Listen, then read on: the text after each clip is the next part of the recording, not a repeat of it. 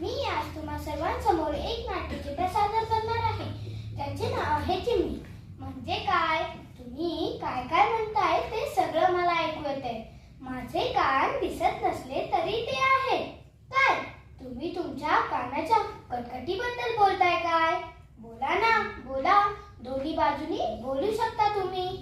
कसं म्हणून काय विचारताय? मागे माझ्या चिवचिवाटला कंटाळून तुम्ही मला चक्क हकलून दिलात. आता माझी मनधरणी करून मला परत बोलवताय. वटवट का करू नको. होय ना, मी तुमची एवढीशी चिमणी बोलते. विदभर लांबीची असली तरी तुमची लाडकी होते, अजूनही आहे.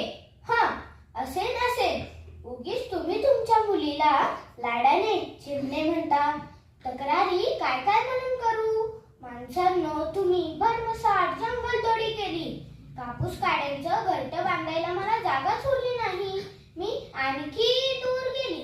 सुरुवातीला मी तुमच्या घराच्या आडोसाला घरटं बांधायची. नंतर कधी घरातल्या पंख्यावर, खिडकीवर किंवा फोटो फ्रेम मागं माझं इवलूसं घरटं नांदायचं. चोचीनं पान गोळा करायचं. दोरे कापूस आणायचा. पानं आठविणायचं. घरटं तयार व्हायचं. काड्यांनी ते मजबूत व्हायचं. घरट्यातल्या इतकुशा पिलांसाठी मी चिमण्याला राखण बसवून जायची. मी स्वतः दाणे टिपून आणायची. इवले डोळे मिटून चिवचिव करून चोची उघडणाऱ्या पिल्लांना मी चोचीने भरवायची.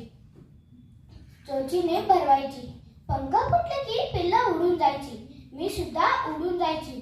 पण हा माझा इवलूसा वावर तुम्हाला त्रास वाटला, वैताग वाटला. माझी अडचण झाली. तुम्ही मला हकलून दिलं. मी रुसले.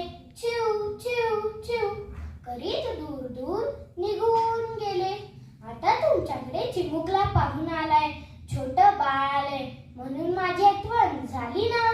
बाळाशी खेळायला, भूर भूर उडून जायला, चिवचिव म्हणत दोस्ती करायला. तुम्ही